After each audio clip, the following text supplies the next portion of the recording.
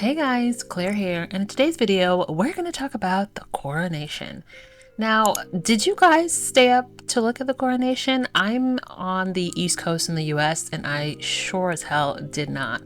I have been staying abreast of the situation via social media, watching the news coverage of it here in the US, and I don't know, just from the bits that I've been seeing, I'm glad that I didn't stay up to watch it because it looks a little underwhelming, a little boring.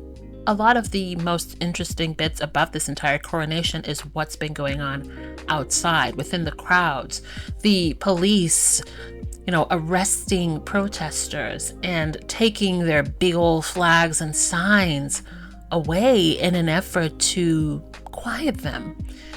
And it's been getting a lot of attention. I'm seeing some people showing that, well, I know in the US, they've definitely showed that there are a lot of protesters. And I think the French media has been covering it as well. So I'm pretty sure that that is not something that makes Charles very happy. And we've seen video of him just looking really, really ticked off. Sort of reminds me of him being pissed off at the pen while we were looking at him signing his documents during the Queen Elizabeth's mourning period. It's sort of giving the same vibe. He always seems to be very irritated. Is he irritated by the protesters? By the weather? So, who knows? But, we love that for him.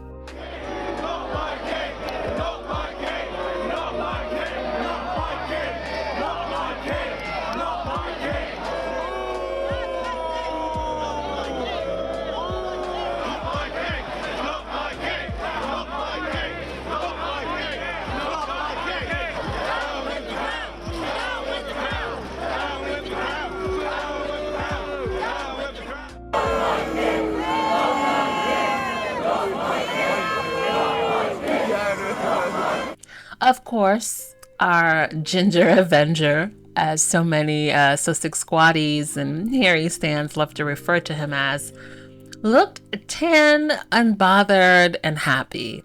Reminds me of someone who's like, you know what? After the shenanigans here, I get to go home.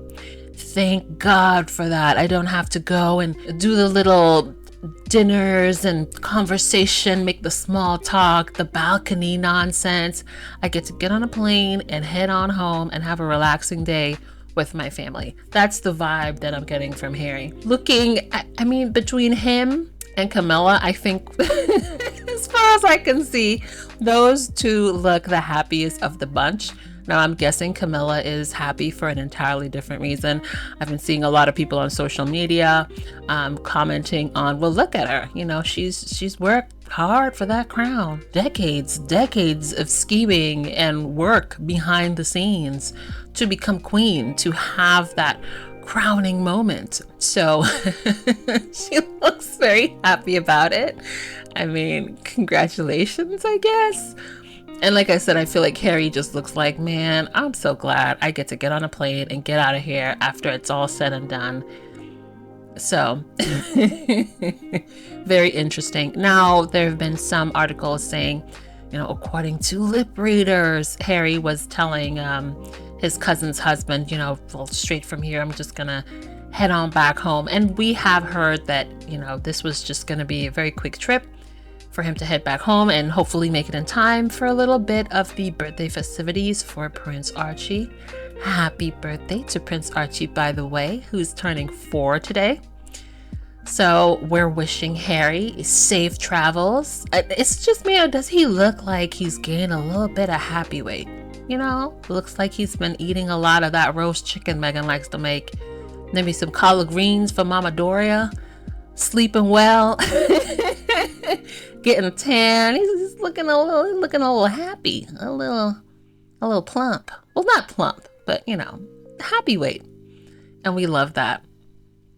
Now, there was a seemingly adorable moment between Harry and Princess Anne. We've seen that out of the entire fold, there have been moments between Anne and Harry that seem to be very sweet. Now, I'm not a big Anne fan. And quite frankly, I'm not a big fan of anyone in that family besides Harry and Meghan. Let's just keep it real. First and foremost, I am a Meghan stan. Harry added him into the mix, okay? But first and foremost, it's a Meghan for me. But in the book Spare, remember, Harry talked about Princess Anne giving him a quiet moment of mourning with his grandmother as she had just passed. So that was sweet. Then there was some sort of gathering on one of the lawns after the funeral, and we saw Harry was there, looking a little sad, and you could see Anne was interacting with him, and it looked like it gave him a nice little moment. He was smiling with her, and now you see him there being friendly with the York sisters. I don't know if I could do it, but kudos for him. And also with his aunt, Princess Anne. And my mom and I were theorizing maybe there's a part of Anne that's probably happy to see Harry sort of making things a little bit more difficult for Charles by calling him out in the way that he has. I don't know, but we're just gossiping, But what do you guys think? Also, there were stories this week that there is some sort of tension between Princess Anne and Camilla, and it all has to do with the fact that Anne is upset that Camilla is now considered queen as opposed to queen consort, which is what Queen Elizabeth wanted her to be referred as. Is it true? Is it just gossip? With that bunch, you never know. But it's interesting, I suppose. Also interesting that some people noted that the festivities right before the coronation, Camilla was missing for it. It was very heavy on William and Kate, and Camilla was a no-show. So, I don't know, girl. I don't care. But seeing all the protesters there was a lot of protesters, and they were loud and unrelenting. And it's just very interesting to also see there are people on social media posting different parts of the UK where they had viewing parties, or were supposed to have viewing parties and little get-togethers to commemorate the Commonwealth. And the crowds were sparse and in some instances non-existent. So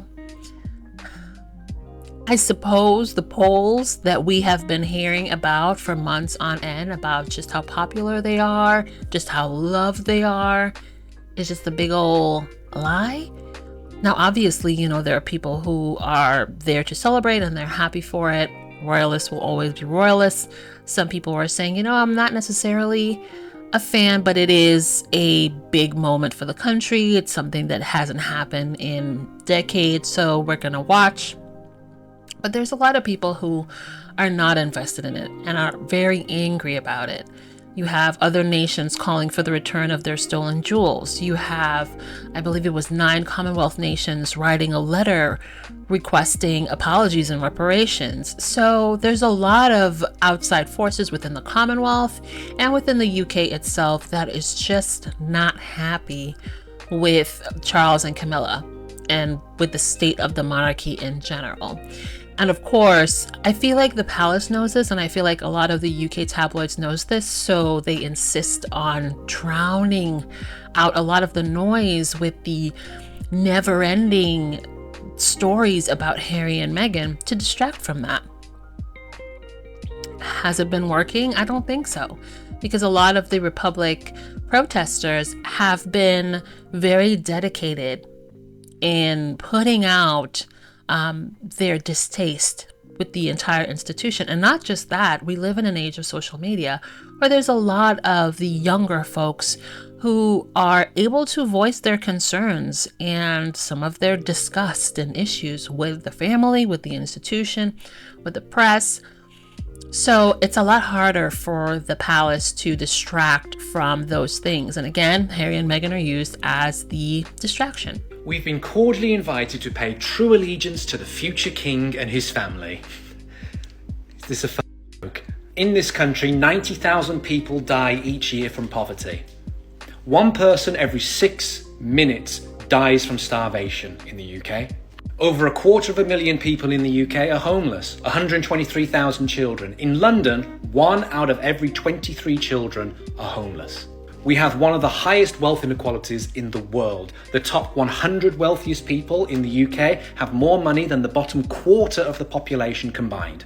We have the highest energy bills in the world. And that has led to more food banks and now warm banks where people go so they don't freeze to death because they can't afford to pay for heating. And the Bank of England has told us we need to accept that we are poorer. We just need to accept that we have less money. Everything across the board has gone up in price. The only thing that hasn't gone up are wages. And people are out there now striking and demanding fair compensation for the work that they do. And they are being villainized and demonized by the same people who are profiting out of gouging the middle and working class. And now we've been invited to pay allegiance to the future head of our country as we pay £250 million of taxpayers' money for a promotion party for a dude who is worth £1.8 billion for a job that he was literally born into. The only defence for having a monarchy is tourism. So a little note for the Tourism Board of the UK. If your entire income is hinged on the existence of a dozen wealthy people living the life of Riley, then you may want to rethink your strategy. I would rather fall out of my window and land on a bicycle with no seat, crash it and catch my eyelid on a nail than say a good word about these pompous, scrounging freeloaders. Every last one of them a scum. Also, CNN recently did a poll showing that a large majority of Americans, I believe it was like in the 60s in terms of percentage, who are just uninterested in the British royal family, which again is in direct contrast with a lot of the polls that we saw the UK tabloids putting out for months on end. So yeah, I mean, the fact that there were even articles saying that there's less US camera crews and news crews coming in for the coronation because the interest just really isn't there. One wonders if there would have been more, I think there would have been more interest if Meghan had made it clear that she was coming, because people would come for the drama. You know, where is she sitting? What is she wearing? You know, people live for the drama. Or maybe they won't. What do you guys think? I think they would have. Also, if you guys have watched it, or if you're just doing like me and getting little snippets of information after the fact, what do you guys think? Did you enjoy it? Did you find it interesting? What's the most interesting part about it? For me, I'm glad I didn't stay up to watch it or get up early to watch it. It looked boring. It looked a little archaic. It looked a little gaudy. You know, the parts with the procession, it looked a little archaic, looked boring. Certain parts look a little tacky, especially with the golden carriages. I don't know. I just feel like in this present day, it's not giving what I expected it to give. And I had very low expectations to begin with. Also, did you guys peek William's face while pledging allegiance to his father? Prince of Wales, pledge my loyalty to you, and faith and truth I will bear unto you, as your liege man of life and limb. So help me God.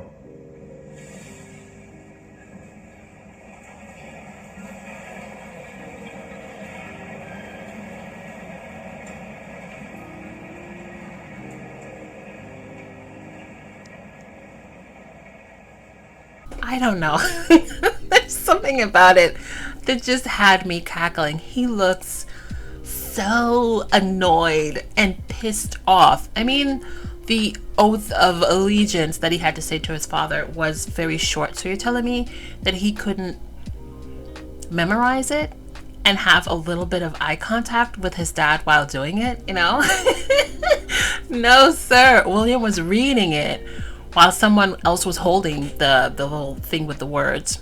And he just did not look happy to do it. And is it just me, but do you guys notice a little smirk on Charles's face? Charles looks like, that's right. You get on those knees and you pledge allegiance, you little jerk. And I love it. It had, like, that also was a highlight for me, just seeing how uncomfortable and annoyed William was having to do that. Or maybe you guys think that he wasn't. Let me know. Then we also got to see a photo of the balcony. So tired. Oh, so tired and uninteresting, which is the reoccurring theme for the entire coronation. It's boring, expensive and boring. And a lot of the people in the media love to say, well, it's about 150 million pounds, but it's not though. It's over 200 million pounds when you add the cost of the security. And you see that on the papers where they're like, 150 million pounds in bold. And then below, in a smaller font, overall it's 200 million pounds. I don't believe that power should pass basically from one nepotism baby to the next. There's no inherent qualification that they have that means that they have a divine right to rule. A lot of the things that they have done, a lot of the reactions and actions that they've chosen to take in the past couple of years really does a disservice to them and really has raised public apathy for Charles, for Camilla. A lot of people talking about Diana. We even see in the crowds of the protesters people holding up placards with Meghan's face on it. I even saw one had Princess Diana's face. I expected to see a lot more of Princess Diana, but I only saw one. If you guys saw any more, let me know. But yeah, I don't know. It's just very uninteresting to me. I'm here to give Meghan a piece of a place in the coronation because she's been ousted from this country and I think she deserves to be here in some spirit. She is the princess of our hearts, as you can see. I absolutely love her. I think that the money spent on the coronation is an outrage and we're going to be here in a couple more years to do this whole thing again. I think that in the cost of living crisis, even just the money spent on security alone could help so many people, and I'm very, very cross right now, to be honest. I feel like the Queen's Jubilee just had more joy, was more interesting, I'm not even going to be looking at the concert. Girl, I don't care about hearing Katy Perry, who looked like a lost lamb during the coronation, decked out in pink. But again, like the glamour, the glitz, the interest just isn't there for me. Let me know if I'm the only one. From reading some of the comments on social media, no, there's a lot of people who feel the same way. Now, while I'm recording and editing this, Prince Harry has already been spotted at Heathrow Airport, locked and loaded, ready to head back home. He didn't even take a minute to change his clothes. He was like, get me out of here.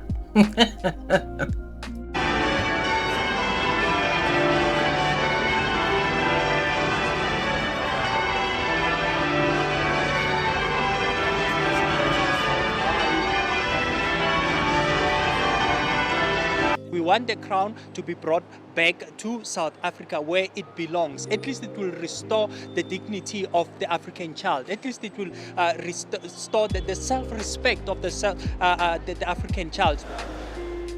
What mattered for them in the olden days about being superior above all, based on being Britain and whatnot, it doesn't matter to us anymore. Which the sovereigns of this realm wear once only at their coronation. I also believe it should be brought back home because at the end of the day, they took it from us while they were oppressing us. They never just took it from us, they took it while they were oppressing us. So I believe, yes, that all the items that the British or all the colonial countries taken from Africa, not just South Africa itself, needs to be brought back. Thanks for watching. Don't forget to like and subscribe. Also, hit that notification bell.